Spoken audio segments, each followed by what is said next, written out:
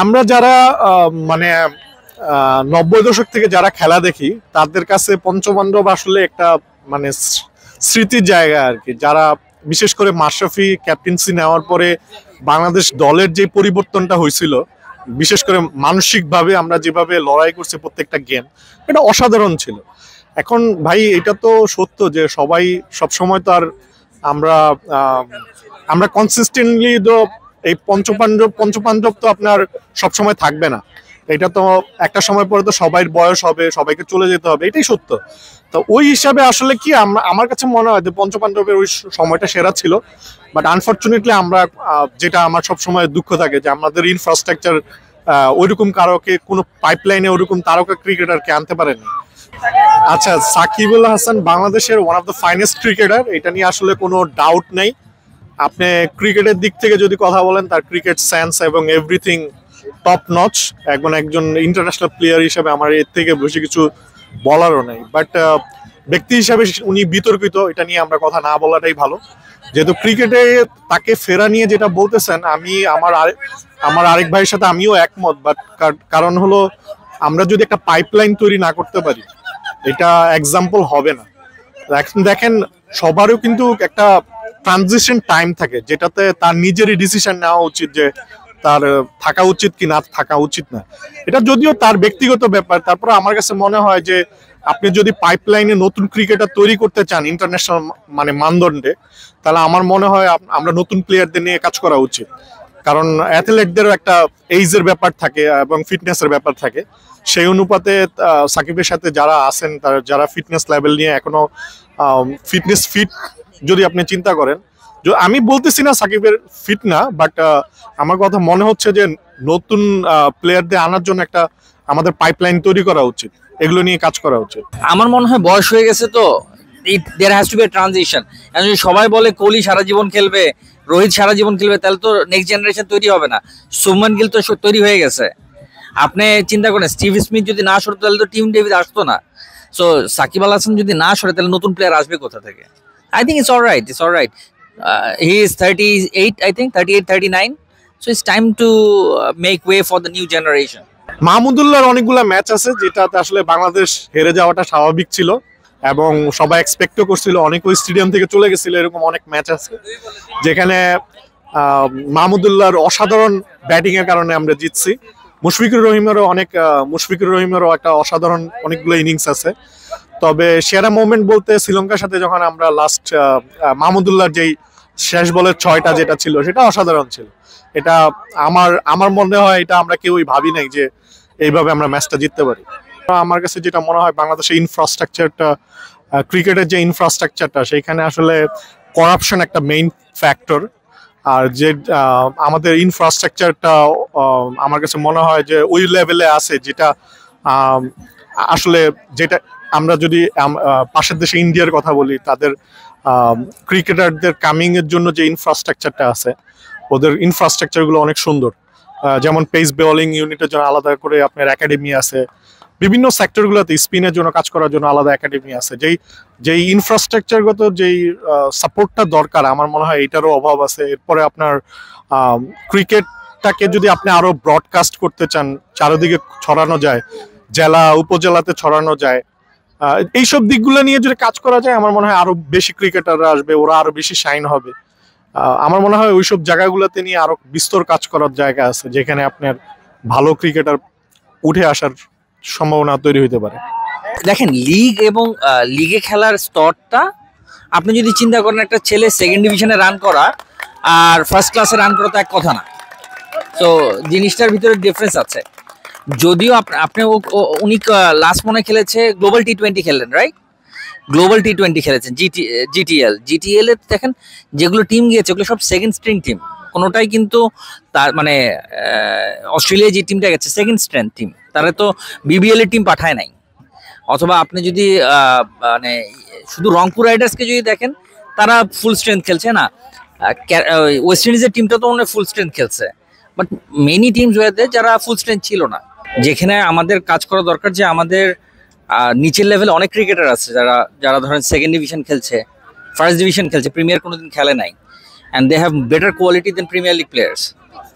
আমরা নেপোটিজম থেকে যতদিন বেরোতে পারবো না, মামা চাচা তো না, আমার পছন্দের প্লেয়ারের শুধু খেলাবো, কোচদের যে সমস্যাটা আছে। সো এখান থেকে যদি বের হয়ে আসতে পারি তাহলে আমাদের মনে হয় আমাদের অনেক ভালো। আপনি ইন্ডিয়ার ইনফ্রাস্ট্রাকচারটা দেখেন না কি অবস্থা, যে জ্যাসওয়ালের মতো একটা ছেলে কিন্তু কিভাবে উঠে আসে, আমাদের মতো কয়টা জ্যাসওয়াল উঠে আসতেছে না কিন্তু। হ্যাঁ, অনেক ডিফিকাল্ট সিচুয়েশন থেকে মিরাজের মতো ছেলেরা উঠে আসতেছে, কিন্তু আরো অনেক প্লেয়ার আছে যারা উঠতে পারছে না। আমাদের মনে হয় সেখানে আমরা যদি ইনপার্শিয়াল হিসেবে প্লেয়ারদের কোয়ালিটি দেখে শুধু উপরে উঠাতে পারি, তাহলে আমার মনে হয় বাংলাদেশ ভালো করতে পারবে ইন ফিউচার।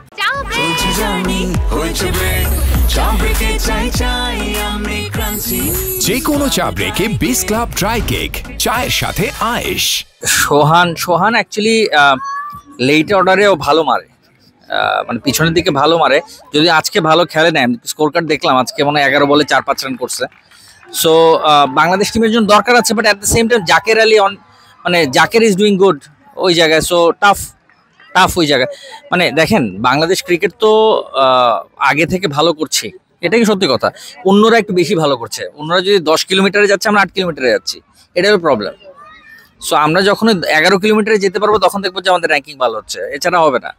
আমার কাছে মনে হয় বাংলাদেশের পঞ্চপাণ্ডবের সব থেকে সেরা মোমেন্ট ছিল 2007-এ ইন্ডিয়ার সাথে, যখন বাংলাদেশ 5 উইকেটে জিতলো। তখন ওইটা আমার কাছে সব থেকে ফেভারিট মোমেন্ট। এছাড়া আর যদি বলতে যাই, 2019 ওয়ার্ল্ড কাপে নিউজিল্যান্ডের সাথে সাকিব মাহমুদুল্লাহর যে পার্টনারশিপটা ছিল, ওটা একটা অসাধারণ পার্টনারশিপ ছিল। তারপরে ইংল্যান্ডের সাথে 2015 ওয়ার্ল্ড কাপে আমরা যে ম্যাচটা জিতলাম, রুবেল তাসকিন খুব ভালো বোলিং করেছিল, ওইটা একটা অসাধারণ মেমোরি ছিল। আসলে তারা বাংলাদেশ দলের জন্য একটা জেনারেশন ছিল যারা একটা ভিত্তি গড়ে দিয়েছে, বাট আসলে ওই জায়গাটা এখন আর নাই, বা ওইখানে কন্টিনিউ করার মতো আমরা আসলে প্লেয়ার দেখতে পাচ্ছি না সামনে, যারা প্রমিজিং, যারা এই জায়গাটা নিতে পারবে। এই প্লেয়ারদের অভাব। আমার কাছে মনে হয় এটার মূল কারণ হচ্ছে বাংলাদেশের প্লেয়ারদের প্রফেশনালিজমের অভাব। তারা খেলতে আসলে ফেম পাইলে তখন তারা দে আর অন এ ডিফারেন্ট লেভেল। তারা মনে করে তারা সাধারণ মানুষের ধরাছোঁয়ার বাইরে হয়তো বা, বাট তারাও যে এটা যে তাদের একটা কাজ, তারা খেলতে আসে, এটা তারা যে প্রফেশনাল ভাবে ডিল করা, ওই জায়গাটায় বাংলাদেশ দলের শুরু থেকেই ঘাটতি আছে। আমাদের দেশে একটা নতুন প্লেয়ার আসে, খুব ভালো খেলে, দেখা গেছে প্রথম 20-25 ম্যাচ একটা ব্যাটসম্যানের অসাধারণ পারফরমেন্স থাকে। আমরা যদি সৌম্যর কথা বলি, সৌম্যর শুরু থেকে 2015 সালে ওয়ার্ল্ড কাপে সে খুব ভালো খেলেছে, ওই টাইমটা তো অনেক খুব ভালো খেলেছে, বাট এখন আমরা সৌম্যকে দেখতে পাই না, তার ব্যাটে আগুন নাই, কারণ তাকে আসলে ওইভাবে নারিশ করা হয় নাই।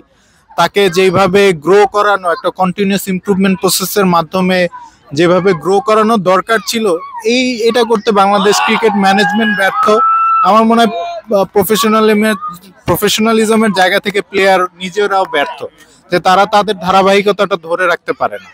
এই জায়গাটায় কাজ করলে আমার কাছে মনে হয় বাংলাদেশ দলের যথেষ্ট ট্যালেন্টেড প্লেয়ার আছে, যারা খুব ভালো বোলিং ব্যাটিং দুই দিকেই আছে, কিন্তু তাদের ওই কন্টিনিউয়াস ইমপ্রুভমেন্ট প্রসেসটা যদি তারা রাখতে পারে, তাহলেই বাংলাদেশ ক্রিকেটের ভালো করা সম্ভব। আদারওয়াইজ আসলে মনে হয় না আমরা যে 10 নম্বরে আছি, এর উপরে 7-8-এর উপরে কখনো যাইতে পারবো। ওই পর্যন্তই, এরপরে আবার আমাদের 10-এ চলে আসতে হবে।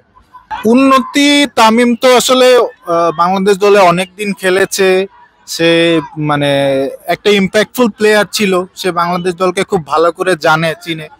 আমরা আশা করি সে যদি বোর্ডে আসে সেক্ষেত্রে কিছু পজিটিভ চেঞ্জেস তো আমরা আশাই করি, কারণ সে নিজে যেসব বৈষম্য বা যেসব সমস্যা, যেসব বিউরোক্রেটিক প্রবলেমের শিকার সে নিজে হয়েছে, আমার কাছে মনে হয় সে আসলে সে হয়তো ওইখানে কাজ করার সুযোগ তার আছে, যদি সে ফ্রিলি কাজ করতে পারে এবং কাজ করতে চায়।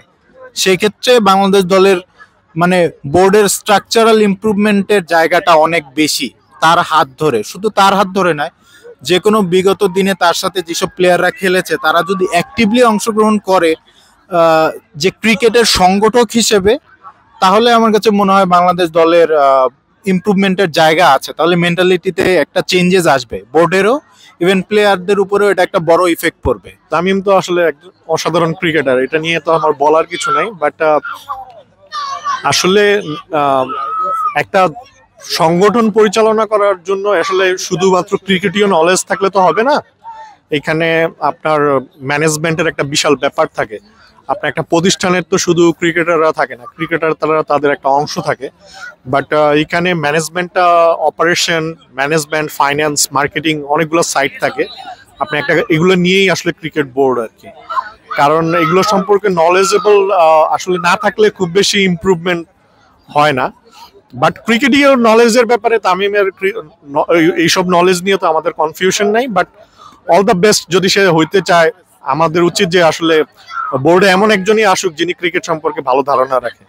আর সবচেয়ে বড় যেটা চাওয়া সেটা হলো আমরা দুর্নীতি মুক্ত একটা দেশের সাথে সাথে দুর্নীতি মুক্ত একটা ক্রিকেট অঙ্গন চাই, যেখানে ক্রিকেটাররা আসলে ফিরে আসতে পারবে আবার আগের বেশে, যখন আমাদের টিম আমাদের অবস্থান হবে 4-5 কিংবা 2-3 এই অবস্থানে। জি, ধন্যবাদ।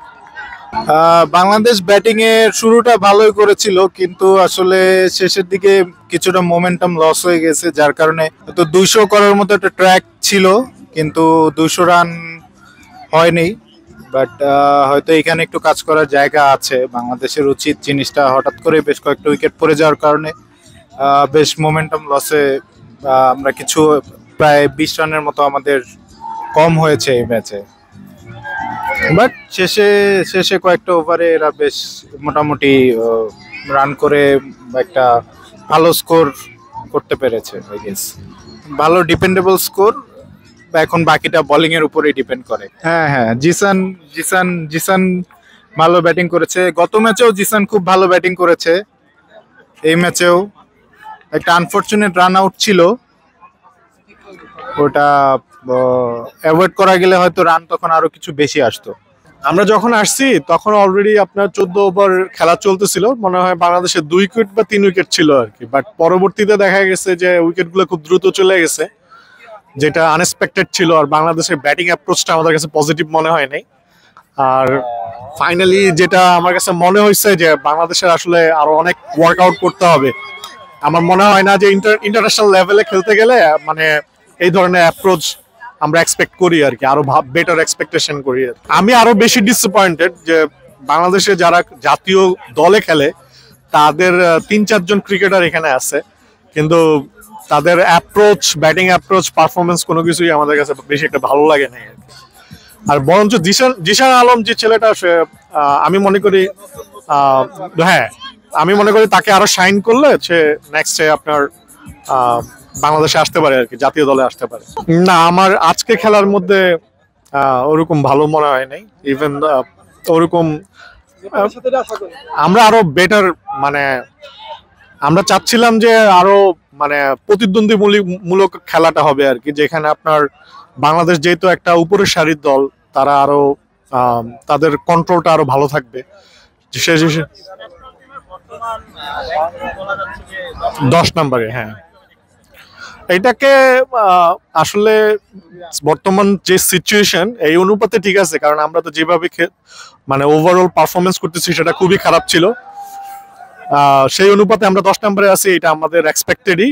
বাট ডিসঅ্যাপয়েন্টেড অ্যাজ এ দর্শক হিসাবে যে আমাদের দেশে এত ভালো ইনফ্রাস্ট্রাকচার থাকার পরও ক্রিকেটাররা এত কেন মোটিভেশন পাচ্ছে না ভালো খেলার জন্য, বা কোন দিকটা ওয়ার্কআউট করলে আমরা আরো ভালো করব, এই জায়গাগুলো নিয়ে মনে হয় আমাদের আরো কাজ করা উচিত। আর আমার মনে হয় আমরা চেষ্টা করে যাচ্ছি আজকে 20-25 বছর ধরে, বাট এগুলো কোনো কিছুই কাজ করতেছে না আর কি। আর এট দ্য সেম টাইমে দেখা যাচ্ছে যে অন্যান্য এশিয়ান যেসব কান্ট্রিগুলো আছে, যেমন আফগানিস্তান, নেপাল, এইসব দেশগুলো দ্রুত ইন্টারন্যাশনাল লেভেলে চলে আসতেছে, যেখানে আমরা এত বছর ইন্টারন্যাশনাল লেভেলে খেলো আমরা আজকে আমাদেরকে 10 নম্বর টিম হিসেবে দেখা লাগতেছে আর কি। এটা আমার এটাগুলো নিয়ে তো আসলে বিস্তর গবেষণা দরকার। এটা আসলে ব্যক্তিগত মতামত দেওয়াটা সুন্দর না। তার